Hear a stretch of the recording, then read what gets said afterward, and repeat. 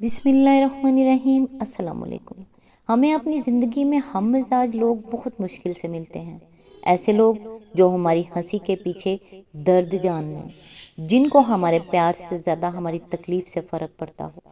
یہ دنیا بھری پڑی ہے ہر قسم کے لوگوں سے۔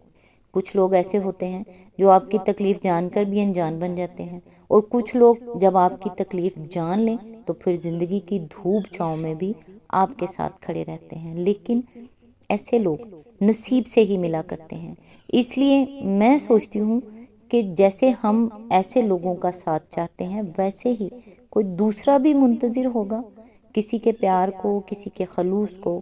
تو کوشش کریں کہ جس چیز کی کمی آپ محسوس کرتے ہیں وہ کسی دوسرے کو نہ ہو۔ وہ پیار، وہ خلوص، وہ خیال، وہی اپناپن جس کے لیے آپ ترس رہے ہیں، آپ کسی دوسرے کو دے کر اس کی زندگی کو خوبصورت بنا سکتے ہیں۔ کیونکہ دنیا داری کچھ نہیں ہوتی، بس ہوتی ہے تو بات احساس کی۔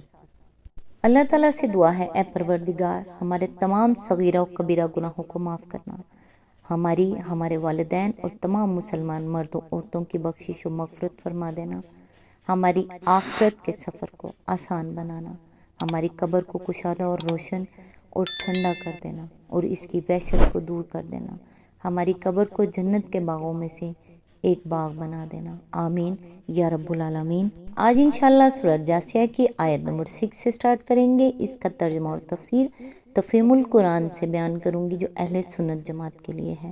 اعوذ باللہ من الشیطان الرجیم، بسم اللہ الرحمن الرحیم۔ یہ اللہ کی نشانیاں ہیں جنہیں ہم تمہارے سامنے ٹھیک ٹھیک بیان کر رہے ہیں۔ اب آخر اللہ اور اس کی آیات کے بعد اور کون سی بات ہے جس پر یہ لوگ ایمان لائیں گے؟ اس کی تفسیر ہے، یعنی جب اللہ کی ہستی اور اس کی وحدانیت پر خود اللہ ہی کے بیان کیے ہوئے یہ دلائل سامنے آ جانے کے بعد بھی یہ لوگ ایمان نہیں لاتے، تو اب کیا چیز ایسی آ سکتی ہے جس سے انہیں دولت ایمان نصیب ہو جائے؟ اللہ کا کلام تو وہ آخری چیز ہے جس کے ذریعے سے کوئی شخص یہ نعمت پا سکتا ہے، اور ایک اندیکھی حقیقت کا یقین دلانے کے لیے زیادہ سے زیادہ جو معقول دلائل ممکن ہیں وہ اس کلام پاک میں پیش کر دیے گئے ہیں۔ اس کے بعد اگر کوئی انکار ہی کرنے پر تلا ہوا ہو تو انکار کرتا رہے، اس کے انکار سے حقیقت نہیں بدل جائے گی۔ آیت نمبر 7، تباہی ہے ہر اس جھوٹے بدعمال شخص کے لیے۔ آیت نمبر 7، جس کے سامنے اللہ کی آیات پڑھی جاتی ہیں اور وہ ان کو سنتا ہے، پھر پورے استکبار کے ساتھ اپنے کفر پر اس طرح اڑا رہتا ہے کہ گویا اس نے ان کو سنا ہی نہیں۔ ایسے شخص کو دردناک عذاب کا مژدہ سنا دو۔ اس کی تفسیر ہے، بالفاظ دیگر فرق اور بہت بڑا فرق ہے اس شخص میں جو نیک نیتی کے ساتھ اللہ کی آیات کو کھلے دل سے سنتا اور سنجیدگی کے ساتھ ان پر غور کرتا ہے، اور اس شخص میں جو انکار کا پیشگی فیصلہ کر کے سنتا ہے اور کسی غور و فکر کے بغیر اپنے اسی فیصلے پر قائم رہتا ہے جو ان آیات کو سننے سے پہلے وہ کر چکا تھا۔ پہلی قسم کا آدمی اگر آج ان آیات کو سن کر ایمان نہیں لا رہا ہے تو اس کی وجہ یہ نہیں ہے کہ وہ کافر رہنا چاہتا ہے، بلکہ اس کی وجہ یہ ہے کہ وہ مزید اطمینان کا طالب ہے۔ اس لیے اگر اس کے ایمان لانے میں دیر بھی لگ رہی ہے تو یہ بات عین متوقع ہے کہ کل کوئی دوسری آیت اس کے دل میں اتر جائے اور وہ مطمئن ہو کر مان لے۔ لیکن دوسری قسم کا آدمی کبھی کوئی آیت سن کر بھی ایمان نہیں لا سکتا، کیونکہ وہ پہلے ہی آیات الہی کے لیے اپنے دل کے دروازے بند کر چکا ہے۔ اس حالت میں بالعموم وہ لوگ مبتلا ہوتے ہیں جن کے اندر 3 صفات موجود ہوتی ہیں۔ ایک یہ کہ وہ جھوٹے ہوتے ہیں، اس لیے صداقت ان کو اپیل نہیں کرتی۔ دوسرے یہ کہ وہ بد عمل ہوتے ہیں، اس لیے کسی ایسی تعلیم و ہدایت کو مان لینا انہیں سخت ناگوار ہوتا ہے جو ان پر اخلاقی پابندیاں عائد کرتی ہو۔ تیسری یہ کہ وہ اس گھمنڈ میں مبتلا ہوتے ہیں کہ ہم سب کچھ جانتے ہیں، ہمیں کوئی کیا سکھائے گا۔ اس لیے اللہ کی جو آیات انہیں سنائی جاتی ہیں ان کو وہ سرے سے کسی غور و فکر کا مستحق ہی نہیں سمجھتے، اور ان کے سننے کا حاصل بھی وہی کچھ ہوتا ہے جو نہ سننے کا تھا۔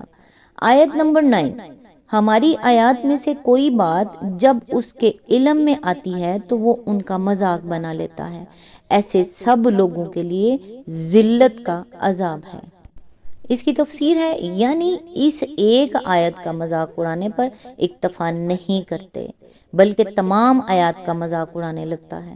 مثلا جب وہ سنتا ہے کہ قرآن میں فلاں بات بیان ہوئی ہے تو اسے سیدھے معنی میں لینے کے بجائے پہلے تو اسی میں کوئی ٹیڑھ تلاش کر کے نکال لاتا ہے تاکہ اسے مذاق کا موضوع بنائے، پھر اس کا مذاق اڑانے کے بعد کہتا ہے اجی ان کے کیا کہنے ہیں، وہ تو روز ایک سے ایک نرالی بات سنا رہے ہیں، دیکھو فلاں آیت میں انہوں نے یہ دلچسپ بات کہی ہے اور فلاں آیت کے لطائف کا تو جواب ہی نہیں ہے۔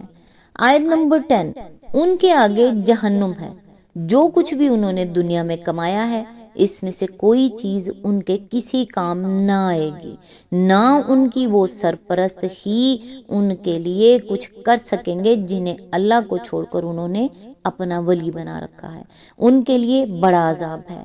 اس کی تفسیر ہے، اصل الفاظ ہیں من ورائہم جہنم۔ ورا کا لفظ عربی زبان میں ہر اس چیز کے لیے بولا جاتا ہے جو آدمی کی نظر سے اوجھل ہو، خواہ وہ آگے ہو یا پیچھے، اس لیے دوسرا ترجمہ ان الفاظ کا یہ بھی ہو سکتا ہے کہ ان کے پیچھے جہنم ہے۔ اگر پہلے معنی لیے جائیں تو مطلب یہ ہوگا کہ وہ بے خبر منہ اٹھائے اس راہ پر دوڑے جا رہے ہیں اور انہیں احساس نہیں ہے کہ آگے جہنم ہے جس میں وہ جا کر گرنے والے ہیں۔ دوسرے معنی لینے کی صورت میں مطلب یہ ہوگا کہ وہ آخرت سے بے فکر ہو کر اپنی اس شرارت میں مشغول ہیں اور انہیں پتہ نہیں ہے کہ جہنم ان کے پیچھے لگی ہوئی ہے۔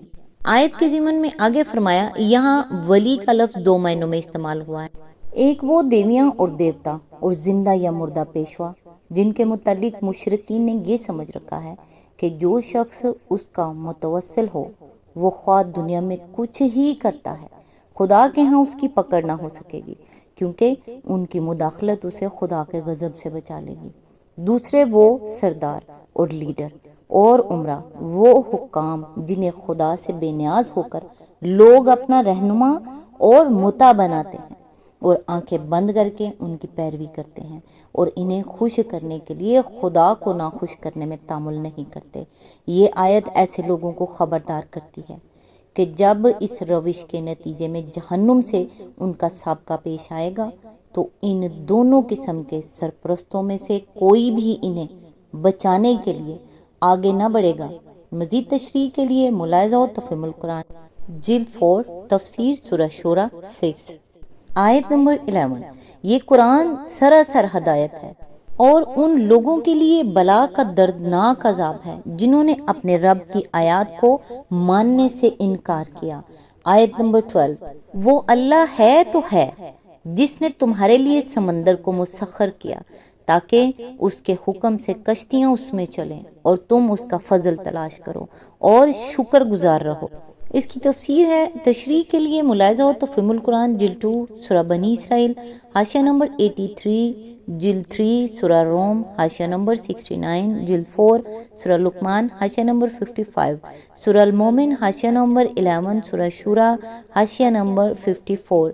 اسی آیت کے ضمن میں آگے فرمایا، یعنی سمندر میں تجارت، ماہی گیری، خواصی، جہاز رانی اور دوسرے ذرائع سے رزق حلال حاصل کرنے کی کوشش کرو۔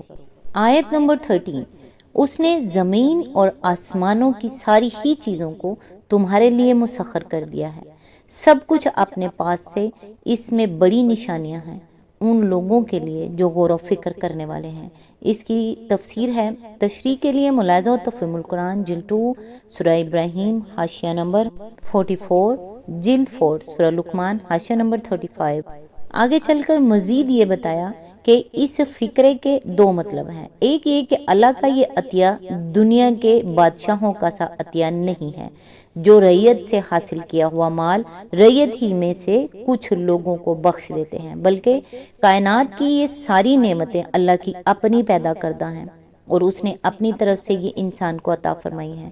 دوسرے یہ کہ نہ ان نعمتوں کے پیدا کرنے میں کوئی اللہ کا شریک، نہ انہیں انسان کے لیے مسخر کرنے میں کسی اور ہستی کا کوئی دخل، تنہا اللہ ہی ان کا خالق بھی ہے اور اسی نے اپنی طرف سے وہ انسان کو عطا کی ہیں۔ اسی آیت کے ضمن میں آگے فرمایا، یعنی اس تسخیر میں اور ان چیزوں کو انسان کے لیے نافع بنانے میں غور و فکر کرنے والوں کے لیے بڑی نشانیاں ہیں۔ یہ نشانیاں اس حقیقت کی طرف کھلا کھلا اشارہ کر رہی ہیں کہ زمین سے لے کر آسمانوں تک کائنات کی تمام اشیاء اور قوتوں کا خالق و مالک اور مدبر و منتظم ایک ہی خدا ہے، جس نے ان کو ایک قانون کا تابع بنا رکھا ہے، اور وہی خدا انسان کا رب ہے جس نے اپنی قدرت اور حکمت اور رحمت سے ان تمام اشیاء اور قوتوں کو انسان کی زندگی، اس کی معیشت، اس کی آسائش، اس کی ترقی اور اس کی تہذیب و تمدن کے لیے سازگار و مددگار بنایا ہے، اور تنہا وہی خدا انسان کی عبودیت اور شکر گزاری اور نیاز مندی کا مستحق ہے، نہ کہ کچھ دوسری ہستیاں جن کا نہ ان اشیاء اور قوتوں کے پیدا کرنے میں کوئی حصہ، نہ انہیں انسان کے لیے مسخر کرنے اور نافع بنانے میں کوئی دخل۔ آج تک کے لیے بس اتنا ہی، نیکسٹ انشاءاللہ آیت نمبر 14 سے سٹارٹ کریں گے۔ تب تک کے لیے دعاؤں میں یاد رکھیے گا۔ اللہ حافظ۔